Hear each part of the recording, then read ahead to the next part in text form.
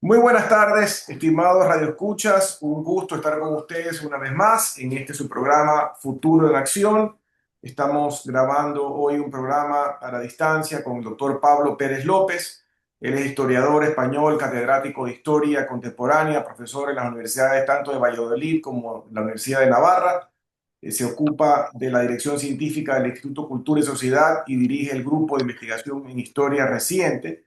Tienen varias publicaciones y una de las que yo leí hace un año y pico es muy interesante, que es parte del tema que hablaremos hoy, que se titula De mayo del 68 a la cultura woke, es una publicación del año 2024. Es también miembro de la Comisión Académica de la Fundación Transición Española, además de autor de más de 100 textos de naturaleza académica, entre artículos, capítulos de libros, monografías y libros. Pablo, muchas gracias por darnos esta casi hora de su tiempo. Y además de haber leído su libro, también tuve la oportunidad de participar en un seminario el año pasado en Pamplona dirigido a ecuatorianos que estábamos muy preocupados por la situación de violencia y seguridad en el Ecuador. Y ahí tuve la oportunidad de conocerlo en persona. Y a veces la gente no tiene, digamos, no se da cuenta de la importancia de entender las bases históricas de los acontecimientos que proyectan pues lo que está, nos permite entender lo que sucede en el mundo muy complejo de hoy. Y siendo un gran conocedor del siglo XX y por supuesto de la modernidad del siglo XXI, sí quería tener esta conversación para poder entender estos antecedentes que nos han llevado a la situación de cultura y descultura que vive el mundo actual. En Sí, su libro, Mayo del 68, la cultura woke, hace referencia justamente a un episodio importante en la historia en mayo del 68 y hace referencia específicamente a Francia y habla también allí sobre el rol que tuvo Charles de Gaulle en esa situación. Cuéntenos por qué por qué fue un momento histórico importante y cómo de allí se desprenden muchas de las cosas que vemos el día de hoy. sí, buenas tardes, Giovanni. Pues en efecto, mayo del 68 en Francia, y bueno, más concretamente en París, aunque fue un acontecimiento que afectó a todo el territorio francés, la concentración de los sucesos entre los universitarios de París es lo simbólicamente más importante y lo que ha dado nombre, diríamos, incluso al año. Es un acontecimiento de gran relieve para el mundo contemporáneo porque es como si reuniera en ese punto la confluencia de varias tendencias de cambio que explotan y a partir de entonces se expanden. Es como si llegaran convergiendo hacia mayo del 68 y a partir de mayo del 68 se expandieran, volviéndose a abrir, ocupando la escena cultural occidental de una manera predominante hasta nuestros días y marcando la forma de gobernar de muchas de las personas que han sido líderes de nuestros países. Entonces, ¿qué decir de lo que hay en los antecedentes? Bueno, se pueden rastrear las razones del estallido de mayo del 68 en Francia desde mucho antes. A mí me gusta rastrearlo, en primer lugar, en lo que estaba ocurriendo en Estados Unidos en la década de los 60, ¿no? La, el éxito, la manifestación pública de la generación de la contracultura, es decir, de aquellos que se muestran como elementos de protesta intensa contra lo que era la cultura norteamericana hasta entonces, con lo que era la política norteamericana hasta entonces, demandando un cambio profundo. Entonces, esto mismo, llega a Francia a la altura de mayo del 68, un poco antes, y llega también a Alemania, llega también a Inglaterra y llega también a otros países europeos, España también, recibe ese eco y en América Latina también ocurre en Argentina, ocurre en México de una manera muy señalada. Entonces, lo primero que tenemos es un precedente inmediato, podríamos decir, que es un estado de inquietud y de rebeldía en unas sociedades que son sociedades satisfechas, la norteamericana es la más satisfecha del planeta, las sociedades europeas también están a la cabeza una vez recuperadas en el tiempo de la posguerra de las dificultades que han vivido. Entonces, aparece una generación joven que protesta por las injusticias que cree que existen en sus países, que no están siendo atendidas de verdad por los gobernantes y que requerirían un cambio profundo del planteamiento de cuáles son las libertades reconocidas y qué medidas de gobierno se toman para hacer que tengan efectiva validez. Entonces, esto es el precedente inmediato. ¿no? Una protesta contra una situación política concreta, ¿no? Y como veremos cuando vayamos hablando sobre ello, esto no es más que la superficie de la onda de choque, ¿no? Es lo más superficial, la espuma, diríamos, del movimiento. Porque lo que creo que es más interesante es lo que está debajo de esto, que es culturalmente qué significa Mayo del 68. Entonces, Mayo del 68, aquí me gusta señalar que los precedentes son más antiguos, diríamos, tienen una raíz más profunda que una década, porque encontramos un malestar, una inquietud antropológica, podríamos decir, una pregunta acerca de hacia dónde estamos caminando y qué son nuestras sociedades, que se nota ya muy viva en los años 20 del siglo XX, ¿no? Hace justamente un siglo. El tiempo de después de la Primera Guerra Mundial, después de la Gran Guerra, y también el tiempo de antes de la Primera Guerra Mundial, de antes de la Gran Guerra. ¿Cuál es el planteamiento ahí? El planteamiento ahí es, estamos ante el advenimiento de una sociedad de masas en la que los guías de la sociedad muchas veces abandonan su tarea de liderazgo, entre otras cosas porque el hombre masa no quiere ser guiado. Entonces, esto es una cosa que advierte muy claramente José Ortega y Gasset, un filósofo español de amplia influencia y depositario de una tradición tanto hispana como sobre todo alemana de pensamiento, que capta muy bien el momento. Y ya en los años 10, 20 empieza a hablar de esto, de el hombre masa. Tiene un libro que se titula justamente así, La rebelión de las masas, en el que la tesis fundamental es que las masas no quieren ya que las élites las guíen, rechazan la guía de las élites. Y esto configura una mentalidad que es una mentalidad rebelde contra la guía de los que tradicionalmente se han configurado como los que marcaban el camino más adecuado a seguir, una protesta que es completamente indiferente a lo que se pierde si no se sigue esa guía. La tesis de Ortega es, bueno, esta gente se comportan como niños mimados, que como tienen de todo y como creen que pueden hacer su capricho siempre, no les importa si destruyen algo, porque no saben lo que ha costado construirlo. Y por tanto, destruirlo les parece lo lógico para hacer su santa voluntad, o no tan santa, y les da igual lo que aquello cueste en reconstruirse, porque ni siquiera lo consideran. Y luego hay otro ejemplo que también es de los años 20, que es muy significativo, que es Gilbert Chesterton, un escritor inglés que cuando analiza la situación social en los años 20 en Inglaterra, dice, bueno, hay gente que piensa que el gran problema de Inglaterra es que va a venir el comunismo. El comunismo había llegado a Rusia en el año 1721, después de la revolución y de la guerra civil allí. Y Chesterton, lo que viene, la contestación que se da a sí mismo en una conferencia que pronuncia en el año 27, dice, no, no creo que vaya a venir el comunismo a Inglaterra. Lo que sí creo que va a venir y que ya está aquí es la vulgaridad, la chabacanería, el hacer las cosas de cualquier manera y solo por interés económico.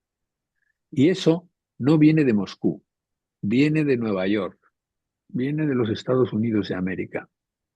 Entonces esta es otra percepción que ya se encuentra entre algunos pensadores europeos de la época y también norteamericanos, ahora mencionaré otro, que les hace darse cuenta de que lo que se está haciendo en la cultura occidental es antropológicamente insuficiente. Es como si hubieran percibido la semilla de lo que luego va a fructificar en el malestar de los jóvenes del 68. Es decir, nos estáis dando una sociedad satisfecha, nos estáis dando una sociedad materialmente desarrollada, pero estamos incómodos en esta sociedad porque nos parece insuficiente lo que plantea. Lo que ocurre es que la protesta va a ser una protesta en muchos casos que no ofrezca soluciones y se convierta en una protesta estéril, ¿no? Decía que hay Pero, una... Sí, Pablo, ahí le perdona. hago una interrupción porque justamente con lo que acaba de decir de una protesta estéril, lo menciona en su libro y también en alguna otra publicación que leí recientemente, se habla de eso en el sentido de que mucho de la protesta que nace en esta juventud rebelde, y ya hablaremos en un minuto sobre la rebeldía ante la autoridad, es que no tiene realmente racionalidad. No hay un pensamiento crítico real sobre por qué y para qué protesto, sino que este grupo masa se convence de ciertos estribillos de un libreto fofo, sin contenido, se lo aprenden y dicen, bueno, ahora vamos a luchar por A, B, C. Claro, en esa época era un poco los ricos contra los pobres, o era pues los dueños contra los empleados, pero en la actualidad, pues la protesta va a muchas otras cosas más, va sobre el feminismo, va sobre un ambientalismo malentendido y muchas otras cosas que son parte de la cultura woke. Entonces, la pregunta es, ¿está de acuerdo con que mucha de esta protesta en esta historia no llega hacia una verdadera racionalización de por qué y para qué protesto? Sí. Bueno, yo distinguiría entre el por qué protesto. Hay más razones de fondo, o sea, los que protestan quizá con un idealismo un poco ingenuo contra lo que les parece mal, y en eso más o menos saben qué es lo que le parece mal y tienen más o menos claro qué es lo que no les gusta, que son situaciones injustas o problemas que están ahí. Por ejemplo, la cuestión que has mencionado, ¿no? El feminismo, ¿no? Claro, el papel de las mujeres en una sociedad en la que se han introducido de manera generalizada los electrodomésticos empezaba a ser problemático, porque se habían dedicado a muchas cosas que ya las hacían las máquinas en las casas. Y esto crea en Estados Unidos una reacción por parte de algunas mujeres que dicen, bueno, ¿y entonces cuál es nuestro papel? ¿Y cuál es el papel del varón? Tenemos que redefinirlo. Entonces, el motivo de la protesta, que es el planteamiento sobre el trabajo de la mujer y el papel de la mujer en la sociedad, debe cambiar, es razonable. Lo que no se ofrece de una manera clara y lo que no se piensa, y ahí sí me atrevería a decir que no se ha pensado, es la respuesta. Porque la respuesta que se da es, vamos a destruir lo anterior. ¿Y qué vamos a construir para el futuro? Nada de particular salvo mi propia voluntad, mi propio capricho. Uno de los lemas de mayo del 68 más conocidos, que lo has invocado y que me parece que lo podemos traer ya a colación, era el de prohibido prohibir. Es decir, anulemos todo tipo de precepto. Bueno, esto que suena a lema anarquista, es decir, que no haya leyes para nadie, en el fondo a todos nos parece bien, sobre todo cuando la ley nos contraría. Cuando la ley nos protege, nos parece muy mal que la ley desaparezca, ¿no? Pero cuando la ley nos contraría, nos parece muy bien. Es eso que se suele decirse, que un liberal es un conservador al que ha detenido la policía. Bueno, pues les pasa un poco a estos chicos del 68 y a estas chicas del 68 parecido. O sea, están diciendo, no nos gusta el mundo que nos habéis diseñado, queremos hacerlo todo de otra manera, y lo que no dicen es cuál es la manera hay de hacerlo, salvo, no, que no haya ningún precepto. Bueno, eso no es suficiente, porque solo con anular las normas anteriores no tenemos una solución claramente. La cuestión medioambiental, que la has mencionado también, efectivamente, en los años 60 se empieza a percibir los daños para el medio ambiente y de hecho se tomaron medidas ya desde los años 60 que han mejorado mucho el medio ambiente desde entonces hasta ahora. La calidad de los ríos, del agua de los ríos, por ejemplo, ha mejorado notablemente en la mayor parte de los países occidentales. Entonces, lo interesante del problema es, ¿la protesta tenía elementos razonables para formularse? Sí. De hecho, siempre tenemos motivos de queja o de denuncia de cosas que van mal, porque las hay siempre. La cuestión es, ¿tenía razón de ser que fuera tan radical y que no ofreciera respuestas que fueran aplicables realmente? Eso es lo que hay que poner en la parte negativa de la revuelta del 68 de una manera más clara, ¿no? Es como si prometiera que va a ofrecer soluciones y no las ofrece. Lo que va a ofrecer, que esto tiene que ver con lo que el otro autor que decía que es un norteamericano que se va a Inglaterra a vivir y que se nacionaliza británico, T.S. Eliot, el poeta, ¿no? Que ya en los años 20 también dice, bueno, hay un elemento podrido en Londres en los años 20, en su canto en Los hombres huecos, uno de los poemas más conocidos suyos, que es de los años de la Primera Guerra Mundial. Dice, hay un elemento podrido que es el sexo casual, ¿no? La sexualidad sin responsabilidad. Y esto lo dice él en los años 20 como elemento que está pudriendo desde dentro la sociedad londinense y la sociedad británica. Y Y eso va a se tener, agudiza peor en los 60, ¿no? esto es, esto es.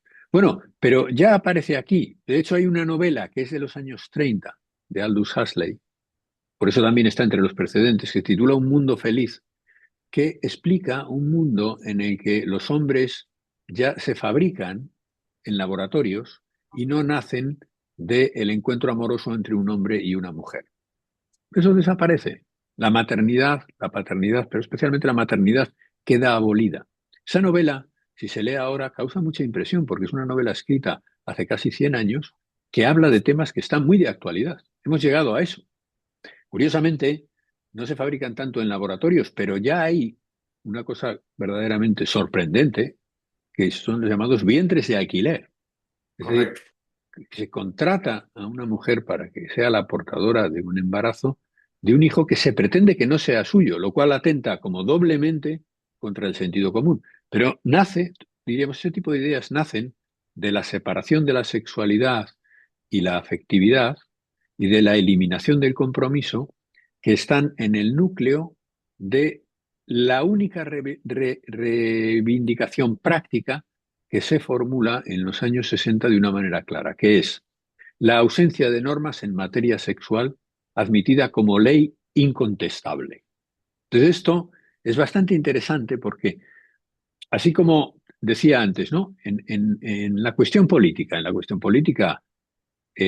hubo grandes cambios, no hubo grandes transformaciones después de mayo del 68. Es decir, la protesta contra la política de Gaulle terminó en unas elecciones en las que De Gaulle sacó más votos de los que tenía antes, ¿no? De Gaulle y los gaullistas. En cambio, ¿por qué decimos que la revuelta del 68 fue importante? Pues fue importante porque la sociedad asumió un cambio en la manera de vivir que sí que empapó a la sociedad. No fue como lo de las elecciones, que bueno, ahí se mantuvo, diríamos, la espuma de la historia, se volvió a su cauce, pero en el terreno del modo de vivir, la idea de que el sexo irresponsable es una cosa buena, que los encuentros sexuales casuales pueden ser una cosa buena, es como se diría, bueno, que la ausencia de compromiso también es razonable, que el sexo o el amor matrimonial pueden ser puestos a prueba en unas relaciones prematrimoniales, que la contracepción es una cosa normal, que separar la sexualidad de la procreación es una cosa normal, aceptable, recomendable. Esto, que había sido empezado a promover, había empezado a ser promovido durante el siglo XIX en Inglaterra, pero muy discretamente, y toda la sociedad estaba en contra, pues esto a finales del siglo XX se impone como una corriente que lo domina todo. Y eso sí, es algo que va a transformar muy intensamente la manera de vivir de las personas. En eso, uno de los ejemplos que pongo, no, vamos, no sé si querías preguntar algo, si no Sí, yo quería continúo, preguntar algo porque dime.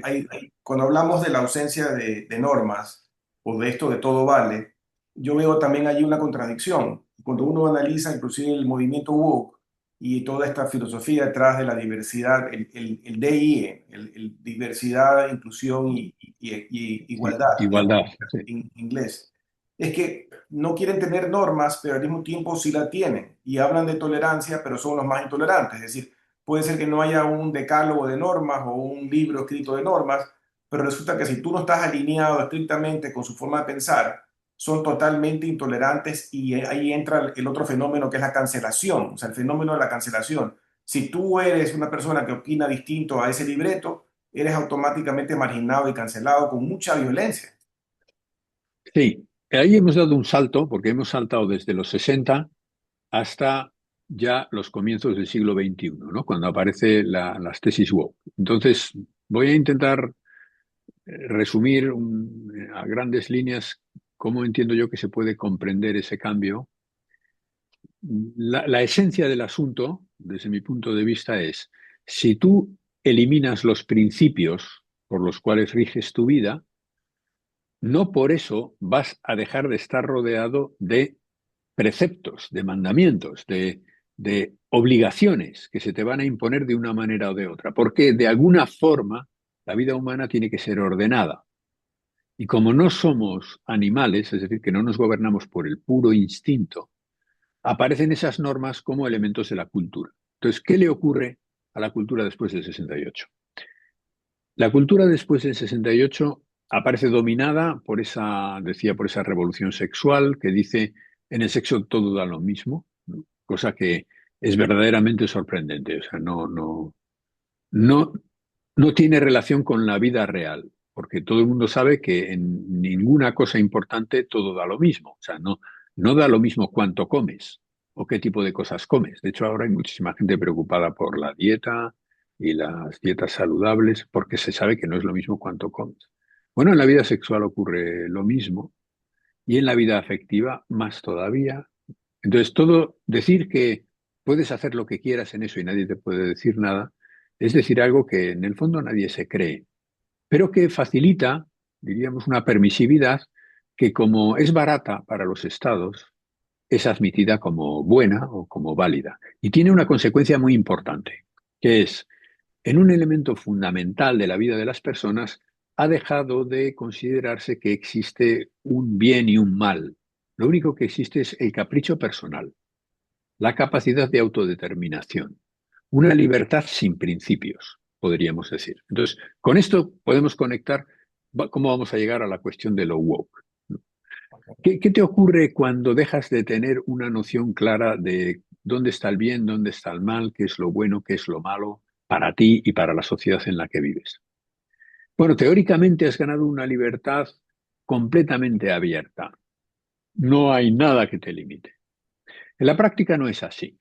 De hecho, hay una cosa que te limita, que es el daño que ves que alguna gente sufre. Entonces, tú no puedes, tú de principio has dicho, yo no puedo decir dónde está el bien y dónde está el mal. No hay normas morales. Pero de hecho ves que hay gente que es tratada de una manera que no se puede permitir por los demás, que es una manera de tratarlos que les causa un daño real. Es decir, tú no conoces, no reconoces que exista el bien, pero conoces a víctimas del mal. Eso es bastante interesante.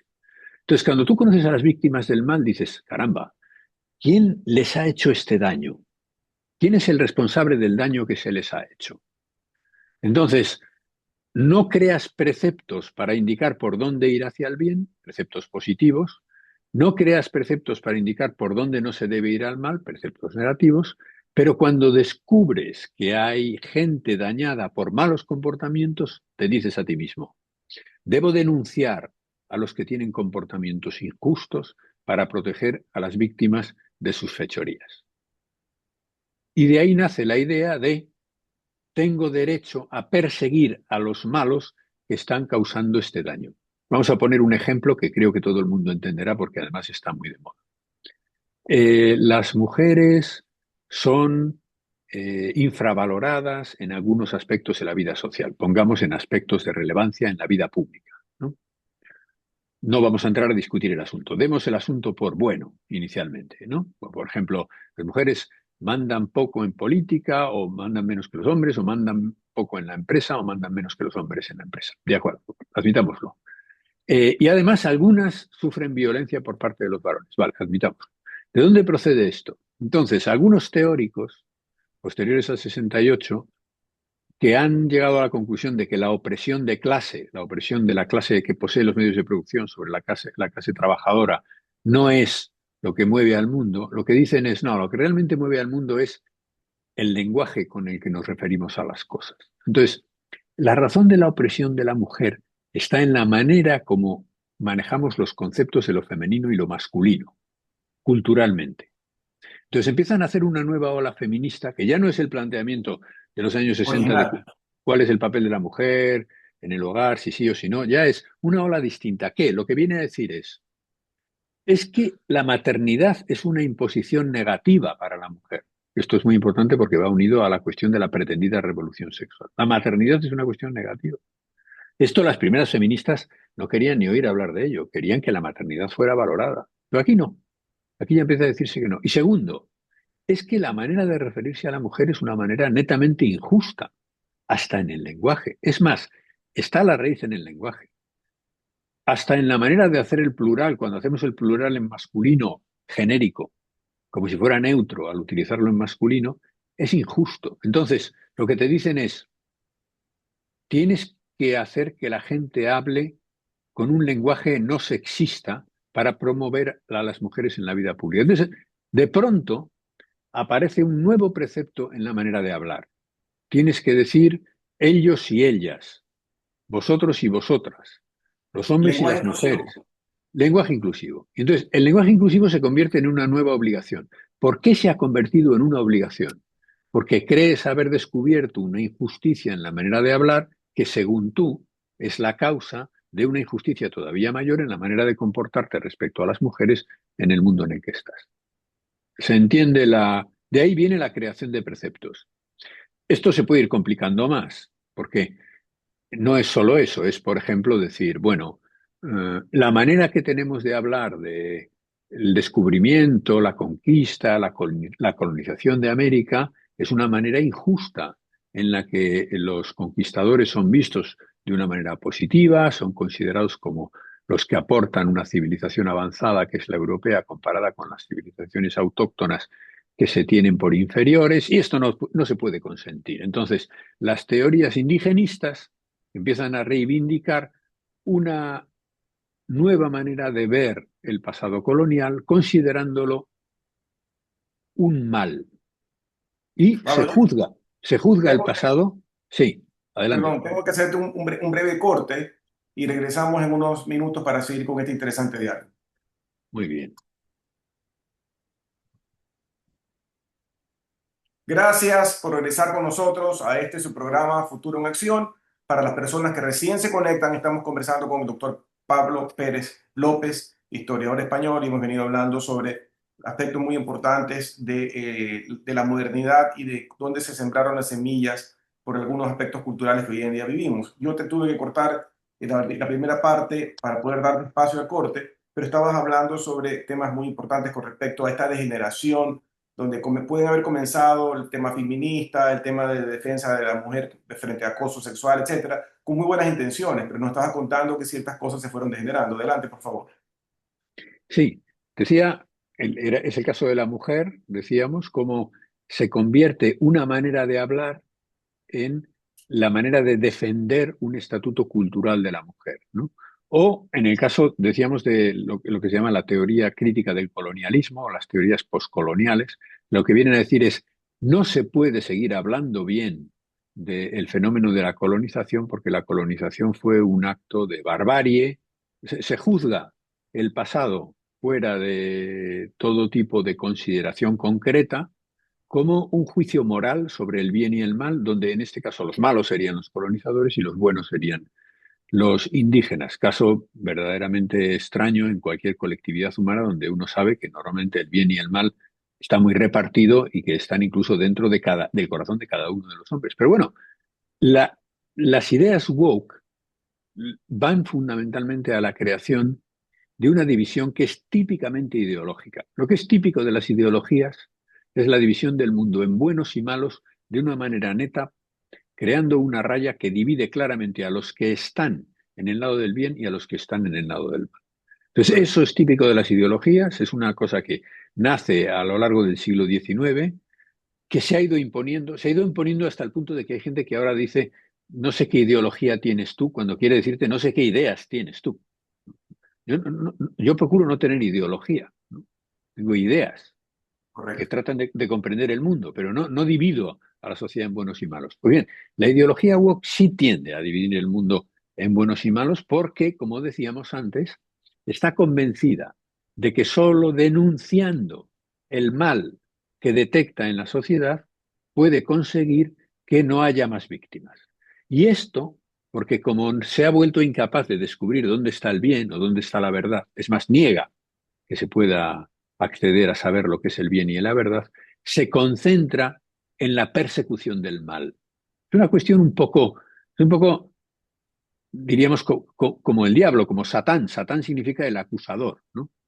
Que no mira a los hombres más que desde el punto de vista de lo mal hecho para acusarles de lo que han hecho mal, ¿no? Entonces, la cultura woke está en una continua actitud de denuncia de lo que estamos haciendo mal, que por supuesto, en algunos casos es verdad. O sea, es verdad que algunas mujeres son maltratadas y que es un problema a veces muy grave, Es verdad que algunas mujeres pueden haber tenido menos oportunidades por el hecho de ser mujeres y debe ser corregido. Es verdad que ha habido abusos en el colonialismo y eso tiene que ser reconocido y hay que evitar en lo posible que vuelva a suceder, pero eso no significa que nuestra manera de entender el mundo tenga que ser la de dividir en dos bandos irreconciliables y perfectamente distinguibles los que eran las víctimas y los que eran los victimarios.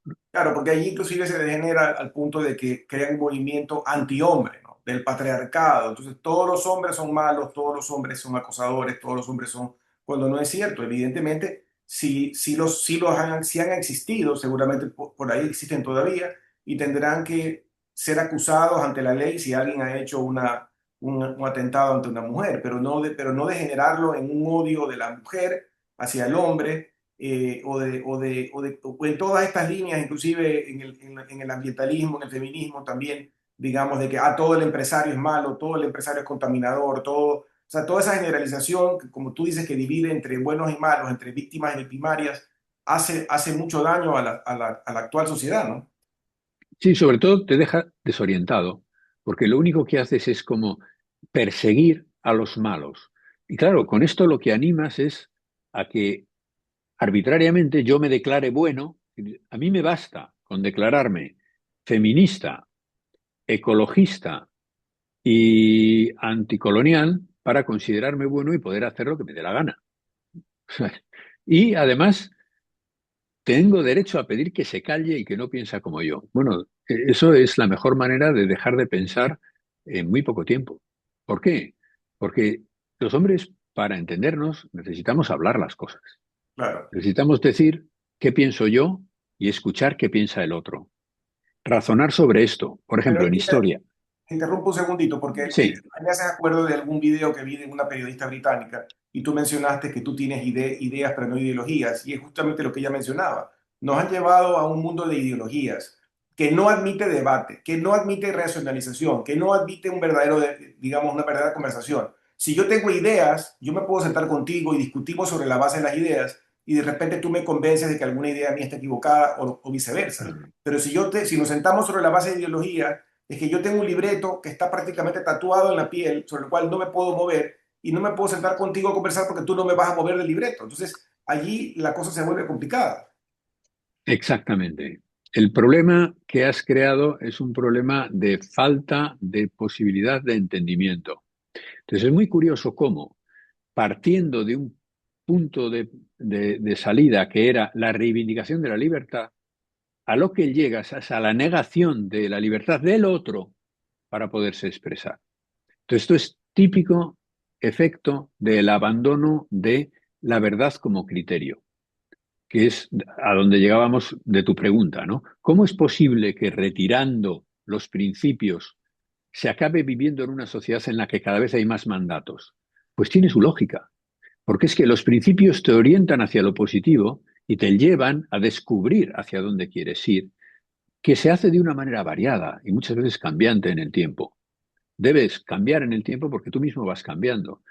Pero cuando no tienes eso, lo único que tienes son preceptos. No digas esto, habla de esta manera, no te vistas de esta forma, o tienes que respetar la libertad de alguien para declararse de esta identidad, o no puedes decir que esto ocurrió en el pasado. ¿Cómo que no puedo decirlo? Yo lo que tengo es el deber de estudiarlo y de decir qué es lo que veo cuando lo estudio. Claro, para un historiador esto es que resulta un poco duro, porque bueno, resulta la contradicción más absoluta con su oficio. Si yo quiero saber qué ha ocurrido en el pasado, no puedo investigarlo tratando de descubrir quiénes eran los buenos y quiénes eran los malos. Tengo que intentar describir cómo eran esas personas, que seguramente en algún momento de su vida fueron muy buenas, pero en otros momentos no lo fueron tanto y fueron malos. Y al revés, otros que eran muy buenos, a lo mejor en algún momento fueron malos. Y no es mi misión juzgarlos, mi misión es comprenderlos. Entonces, la clave del conocimiento humano está en comprender la realidad y sobre todo comprender a las demás personas. Si tú, cuando te enfrentas a la realidad, a lo que estás llamándote es a descubrir quiénes son los que no piensan como tú para ponerles la prueba, porque piensas que es la única manera de defenderte porque solo estableciendo preceptos de defensa vas a evitar la injusticia, creas una sociedad de obligaciones que se vuelve invivible, porque además siembras un odio que es lo peor que puede sembrar en una sociedad. ¿Por qué no me voy a poder entender yo con alguien que no piensa como yo? Por supuesto que se puede. Ha habido ejemplos muy impresionantes en la historia de gentes que pensaban de forma distinta y eran amigos. Se reunían para hablar, conversaban durante largo tiempo y se respetaban. Pero Eso tú es lo pusiste el humano. ejemplo de Chesterton. Él era un gran, era entre sus diferentes atributos, era un gran hombre para debatir y debatía con gente como Bernard Shaw, que era ideológico, digamos, en su pensamiento eran opuestos, pero se Sí, mantuvieron amigos y siempre debatieron, digamos, bajo respeto. O sea, eso ya sí. en el mundo de hoy no existe. Poderse sentar en un auditorio, dos puntos contrapuestos que puedan debatir con altura y poner sus ideas y sus pensamientos. Hoy en día es muy complicado que eso suceda. Sí, bueno, yo pienso que afortunadamente sigue sucediendo, ¿eh? O sea, que este programa mismo creo que es un ejemplo de hablar, ¿no? De cosas que nos interesan, aproximándonos a cuáles son los elementos que tenemos en común, ¿no? La cuestión clave aquí es, eso está ahí. Lo que ocurre es que, lamentablemente, en muchas universidades, especialmente universidades norteamericanas, pero también en universidades europeas, se ha impuesto esta idea de lo woke, del estar atento a donde me quieren oprimir para evitarlo de cualquier manera que sea posible, porque es la única forma de escapar de la injusticia. Bueno, esto pienso que es un error de percepción muy grave que procede de haber pensado que no somos capaces de conocer dónde está la verdad, que no somos capaces de conocer dónde está el bien. Es lo Pablo, contrario. nos quedan 8 minutos y un poco hablando de los antídotos a lo que estamos hablando y pensando en el Sí, estado actual de las cosas en la modernidad. Y volviendo a citarlo a Chesterton, él anticipó muchas cosas en sus escritos, tenía una especie de visión casi premonitoria de lo que podía pasar en muchos temas, desde anticipó guerras, anticipó el cambio de poder hacia Estados Unidos y luego China, pero una de las cosas que él escribió mucho fue sobre lo doméstico, sobre la vida familiar, sobre volver a casa, ¿no? Y hace pocos días leí un libro que se llama En casa, de una profesora de la Universidad CEU San Pablo, que habla sobre Chesterton y su visión de lo doméstico. Y yo creo que allí hay parte del antídoto, ¿no? La modernidad ha destruido sistemáticamente la familia. No valor, tú mencionado, inclusive destruye la maternidad o ataca la maternidad. Y parte de esto, de la gran pérdida está en la destrucción sistemática de la familia. Hay un profesor, ella cita en ese libro a un profesor de la Universidad de Navarra, que yo tuve el gusto de conocerlo hace muchos años en Guayaquil y creo que murió, el profesor Alvira, que trabajaba sí. en temas de orientación familiar, que tiene varios libros sobre temas de la familia. Entonces, ese abandono de la familia, yo creo que nos ha pasado la factura de parte de lo que vivimos hoy, inclusive vinculado a la violencia. Sí. Toda la razón. O sea, esta es una de las claves de la esperanza para el futuro, que es cuánta gente se está dando cuenta de que está perdiéndose lo mejor de su vida por no cuidar de la familia. Y qué grave error hay detrás del olvido de lo fundamental que es la vida familiar. Esto en el libro yo creo que lo menciono, ¿no? Cómo la política sueca, el gobierno sueco, en los años 70 decidió tomar la medida de erradicar la última opresión que quedaba en la sociedad sueca, que era dentro de la familia. Liberar como individuos a los miembros de la familia, los hijos respecto a los padres respecto a los hijos y los hermanos entre sí. Por eso es una pretensión extraordinariamente absurda y totalitaria, que ha conducido a una sociedad con familias destruidas y donde la gente vive en soledad y todavía más triste, muere en soledad y bastante hastiado de la vida. Entonces, esto está muy bien contado en un documental que está accesible por ahí, que se titula La teoría sueca del amor, de Eric Gandini, que merece la pena verse.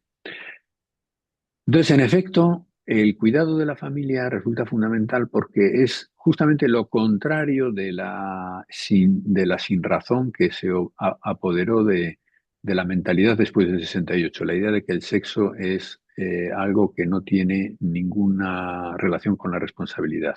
Tiene todo que ver con la responsabilidad más básica y más elemental. La vida sexual es una de las manifestaciones importante, pero no única, de del afecto entre el hombre y la mujer que sirve de ambiente en el que nacen las futuras generaciones. Y es ahí donde se aprende a crear sociedades sanas y justas. Y donde se experimenta la propia limitación también, pero no como una concatenación de fracasos inevitables, sino como algo con lo que se puede convivir, porque gracias al afecto que te tienen los demás, tus propios defectos pueden ser llevaderos. Entonces, todo esto que se aprende en una familia, la manera de relacionarse con los demás, la manera de compatibilizar la propia libertad con la libertad ajena, la manera de entender el compromiso, también cuando las cosas se ponen cuesta arriba o son difíciles, en la familia se aprende de una manera muy natural. Que hay familias que difícilmente viven esto porque han vivido situaciones a veces que son un infierno. Es verdad, es verdad. Pero a pesar de eso, tenemos que tener fe en que la familia, incluso en momentos de dificultad, es uno de los elementos de esperanza más importantes. ¿En quién vamos a confiar si no? ¿En fuerzas policiales?